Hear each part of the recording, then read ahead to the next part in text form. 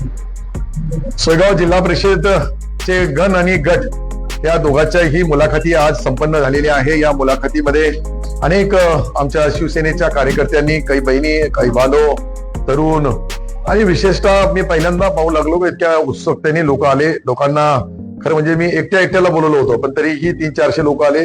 त्यांनी आपल्या उमेदवारीच्या बद्दल सर्व माहिती दिली। आम्ही तालुका शिवसेनाचे जे प्रमुख आहे त्यांच्या सोबत जिल्हा उपप्रमुख आबासाहेब असतील, मी आहे, आम्ही सर्व वरिष्ठांनी ती आता आजची त्यांचा मुलाखत घेतली।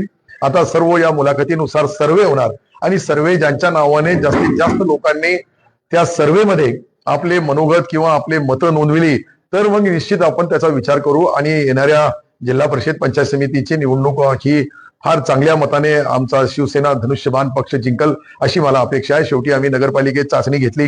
सिल्लोड नगरपालिकेमध्ये 28 पैकी 25 लोक निवडून आले। सोयगावमध्ये पूर्वी आमचे 17 नगरसेवक निवडून आलेले, त्याचे परिणाम निश्चित जिल्हा परिषदच्या पंचायत समितीच्या निवडणुकीमध्ये होणार आणि शेवटी ही जी पारंपरिक जिल्हा परिषद आणि पंचायत समितीचे गट आणि गण याच्यामध्ये निश्चित शिवसेना विजय होईल। साहेब, कोणत्या पक्षाची युती राहणार आहे का? कोणत्याही पक्षाची युतीनी एकला चलो, एकटा जीव सदाशिव।